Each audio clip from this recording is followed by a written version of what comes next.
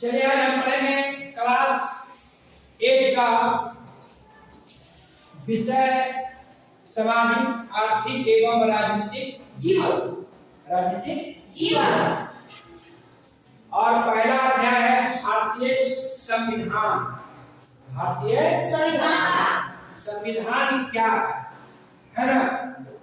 अब इसको समझने के लिए हम आपको संविधान क्या और क्यों, संविधान क्या है, आप पिछले कक्षा में आपको पढ़ाया गया था, सरकार के बारे में भी पढ़ाया गया था कि आपका सरकार का क्या क्या काम है, उसके बारे में क्लास 7 में पढ़ाया गया था। तो ये भारतीय संविधान क्या और क्यों, आप एक छोटा सा उदाहरण से समझिए इस संविधान क्या कहते हैं ना। आपका विद्यालय में आप बताइए कि कौन कौन टीचर है, आप उनका नाम लिखिए। आइए शिक्षक का नाम लिखिए, आप क्या लिखिए।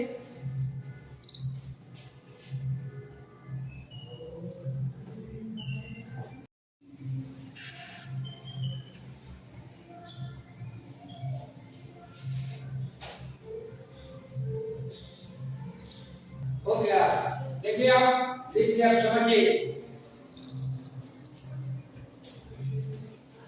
आप लिखें कि आपका विद्यालय में जो शिक्षक है अखिलेश कुमार है, अनिल कुमार राय है, हरेंद्र कुमार है, सुमन कुमार, सत्येंद्र कुमार, लवकुश कुमार और रीना कुमारी एवं निर्मला। अब देखिए ये जो शिक्षक है बैठे, इसमें एक जो शिक्षक आपका है प्रधान शिक्षक। क्या है?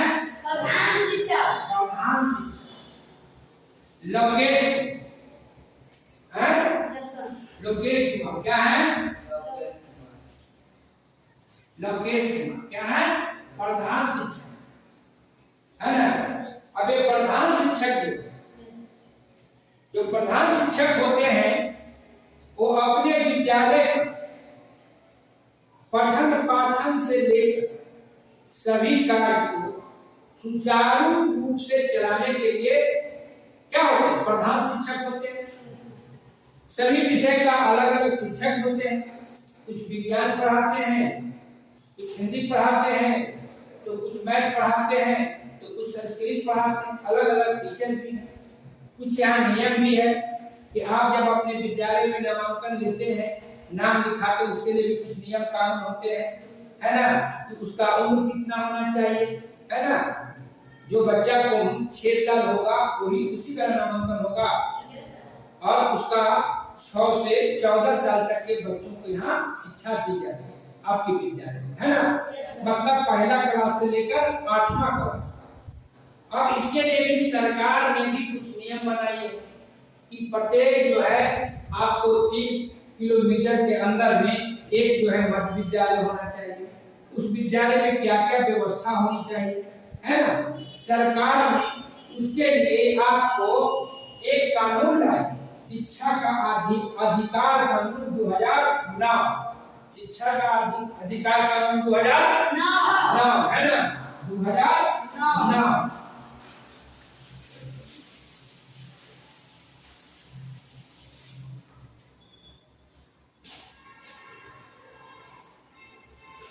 शिक्षा के अधिकार है ना,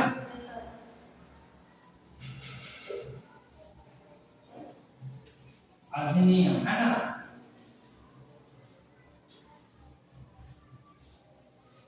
अधिनियम 2009। अब शिक्षा के अधिकार अधिनियम 2000 में क्या क्या प्रावधान है ना, इसका चर्चा करने के लिए आप तब बेहतर समझिएगा जब आप चार्ट पेपर पर इसको पूरी तरह से बनाइए, है ना। हम लोग बनाए हैं कि शिक्षा के अधिकार कानून 2009 में क्या क्या प्रावधान किया सरकार, है ना। सरकार ने क्या क्या संविधान में प्रावधान किया गया है कि क्या क्या बच्चों को अधिकार है, क्या शिक्षा का अधिकार है, शिक्षा की, है ना। इसको हमको समझने के लिए आप जब इसको चार्ट पेपर पे बना के लाइएगा तब आप बेहतर से समझ पाएंगे। इसके लिए आपको कल जो है आप लोग जब क्लास में लेके आइएगा चार्ट पेपर बना के तब हम लोग उसको करेंगे। आप लोग उसको लिखिए 10 मिनट में कि कौन-कौन सा आप नियम पालन करते हैं। उसके बाद जो है एक बच्चा को लिख लेते हैं, आइए कि आप यहाँ बताइए। चलिए हो गया, आइए पढ़िए। मैं जब विद्यालय आते हैं, विद्यालय में साफ सफाई करते हैं, पंक्ति में बैठकर एक साथ सभी भोजन करते हैं, निश्चित समय पर प्रार्थना करते हैं, विद्यालय में बाल संस्कृति का पालन करते हैं, विद्यालय में हम पुस्तक मंत्री हैं तो पुस्तक बांटते हैं। देखिए आप जब विद्यालय में आते हैं तो कौन कौन से नियम पालन करते हैं। प्रधानाध्यापक को विद्यालय चलाने में कितना मेहनत करना होता है तो आप लोग देखते हैं ना। तो आप बताइए कि आपका विद्यालय छोटा है ना, उसके चलाने में कौन कौन से नियम लागू करना होता है, कौन कौन से नियम का पालन करना होता है ना, तब जाकर विद्यालय चलता है। और इस तरह सोचिए कि देश कितना बड़ा, कितना 130 करोड़ की आबादी है ना, 130 करोड़ की भारत की आबादी। अब इसको चलाने के लिए क्या चाहिए, संविधान चाहिए कि नहीं चाहिए, है?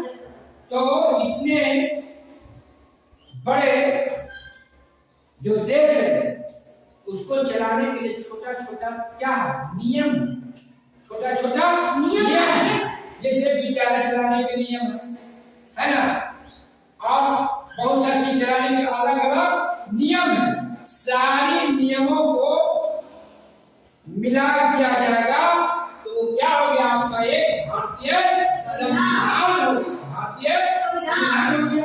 अब जो है भारतीय संविधान के बाद हम इसको समझेंगे कि जो है शिक्षा का अधिकार अधिनियम 2009 पर अपने वर्ग कक्ष में अलग अलग समूह में चर्चा कीजिए और इसकी मुख्य बातों को चार्ट पेपर पर लिखकर अपनी कक्षा में समझाइए और समझिए। इसके लिए पहले आपको एक स्रोत जैसे अखबार, इंटरनेट या अपने शिक्षकों की सहायता से इकट्ठी करनी है। ठीक है, बैठ जाइए, इसको चार्ट पेपर पर हम लोग बना के करेंगे, है ना।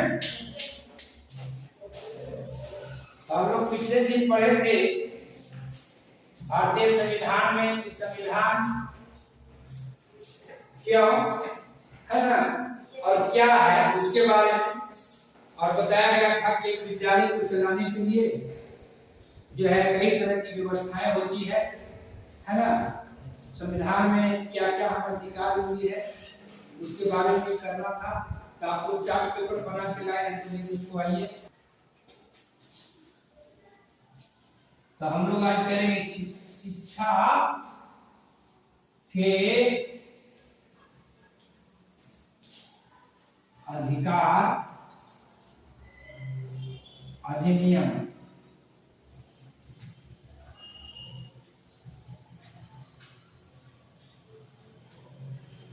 2000 समूह चर्चा, है ना।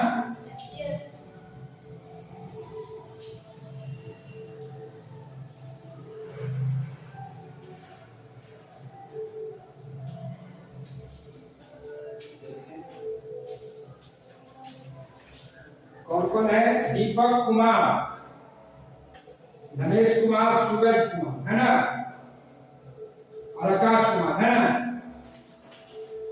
ठीक है, सब मिलकर बनाए इसको। हाँ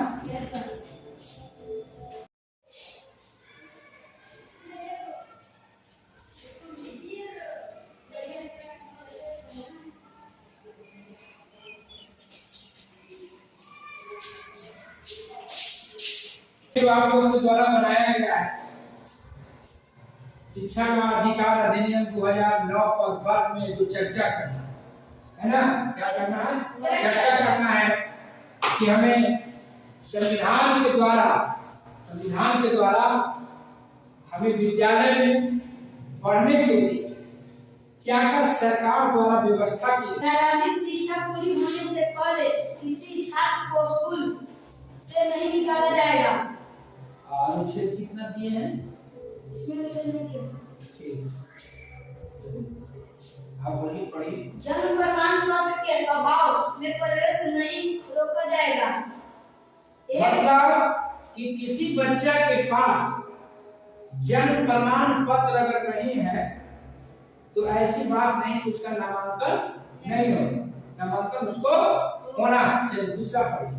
एक विद्यालय से दूसरे विद्यालय में बालक का स्थानांतरण का अधिकार होगा। धारा 5। देखिए, मतलब एक विद्यालय से दूसरे विद्यालय में भी आप जा सकते हैं।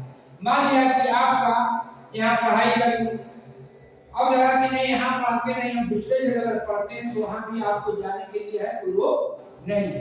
कमजोर वंचित वर्ग के बच्चों के लिए 25% सीटों का आरक्षण। धारा 12।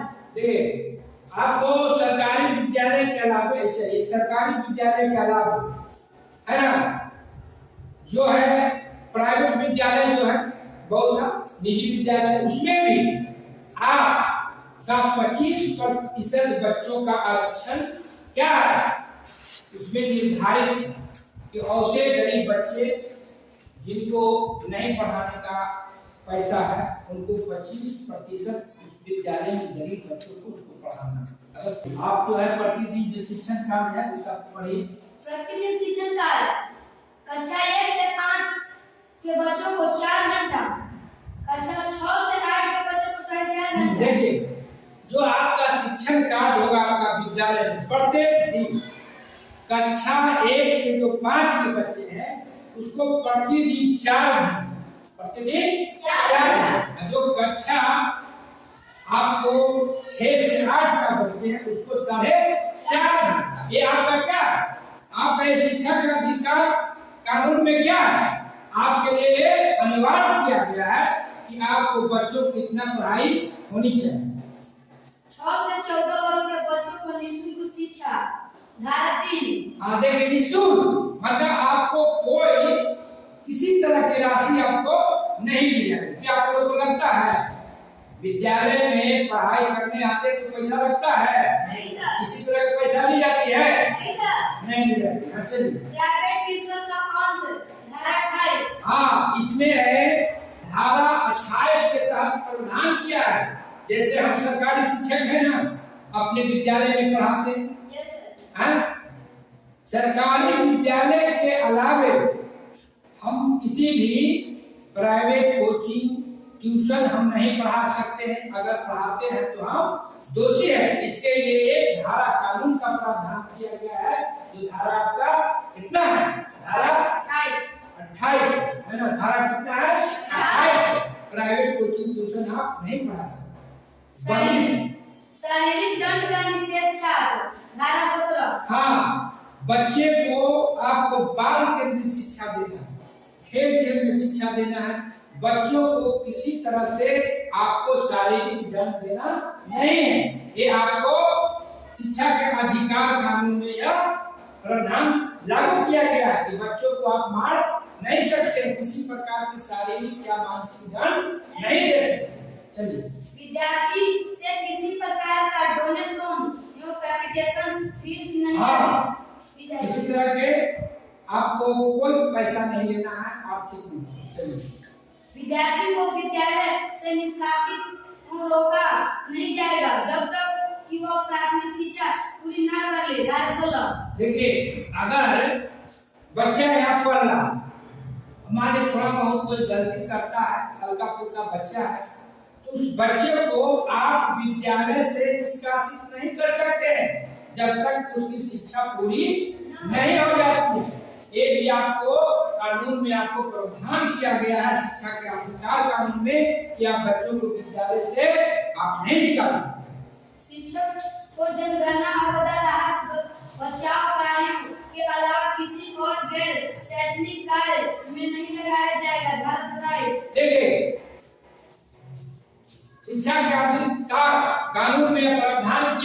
कि जैसे आप शिक्षक है ना, अपने विद्यालय में पढ़ाते हैं, है ना, कोई भी शिक्षक किसी भी विद्यालय में जो पढ़ाते हैं सरकारी शिक्षक, उनको गैर शैक्षणिक कार्य नहीं कराना है, गैर शैक्षणिक कार्य नहीं कराना, सिर्फ आपको जनगणना करना है और आपदा में आपको सिर्फ काम करना, जनगणना और चुनाव जो है ना इसमें काम करना है।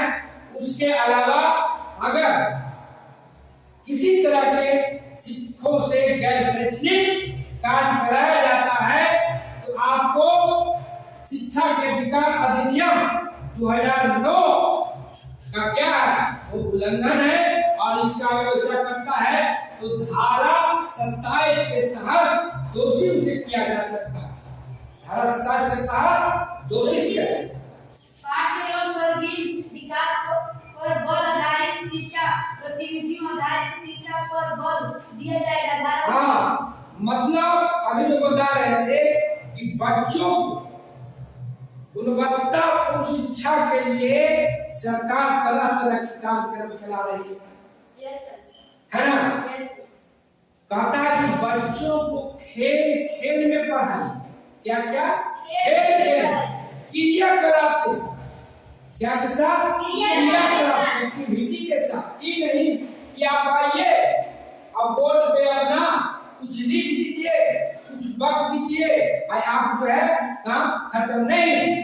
आप बच्चों को एकदम खेल खेल में क्रियाकलाप के साथ आपको कक्षा कक्ष में बच्चों के साथ पठन पाठन का काम करना है। ये प्रावधान किया गया है आपका शिक्षा के अधिकार में, और इसके लिए धारा क्या है 29, धारा क्या है 29। चलिए, राज्य सरकार अधिनियम में अपनी व्यवस्था अनुसार आवश्यकता संशोधन कर सकती है। धारा 38। देखिए अब है कि ये जो नियम बनाया गया भारतीय संविधान, मतलब एक भारत की संसद में बनाई कानून को, शिक्षा का अधिकार कानून कौन किया? भारत की सरकार ने किया, लोकसभा द्वारा पारित हुआ है ना, राज्यसभा द्वारा है ना, राष्ट्रपति के अनुमोदन पर हुआ।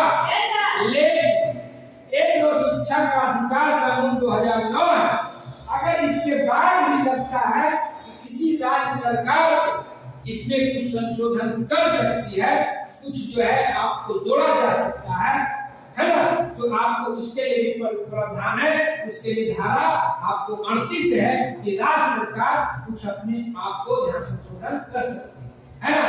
जैसे आप देखिए शिक्षा का अधिकार कानून जो है जब से लागू हो गया है, जब से निश्चित है कि गांव में एक भी बच्चा जो है बिना नामांकन के नहीं है। इसके लिए सरकार जो देख रहे हैं आपका मध्याह्न भोजन, पोशाक है ना, कई तरह की छात्रवृत्ति सारी चीज चलाई जा रही ताकि बच्चा जो है विद्यालय में, और हमारा जितना भी बच्चा है इलाका में 6 से 14 वर्ष के लिए उस सारी बच्चों को शिक्षा मुक्त एवं अनिवार्य रूप से मिल सके, इसके लिए कानून बनाया गया। अब तो जो है अभी जो नई शिक्षा नीति आ रही भारत के, उसमें बढ़ा दी गई, अब हो गया है 6 से 18 वर्ष है ना। अब लागू होगी जो नई शिक्षा नीति आ रही है भारत सरकार का, उसमें आपको इसको 6 से 14 वर्ष का था उसको 6 से 18 करने जा रही है ना। तो आज का जो है हम लोग इस वर्ग को जो है समूह कार्य को जो है चार्ट के माध्यम से खत्म किए, और हमने जाने कि हमारे भारतीय संविधान में है ना हमें पढ़ने के लिए कौन कौन से अधिकार मिला है, इसके बारे में हम लोग समझे। तो इसको आज जो है इस समूह गतिविधि के साथ आज का जो है ये पठन पाठन का कार्य को हम लोग समाप्त करते हैं।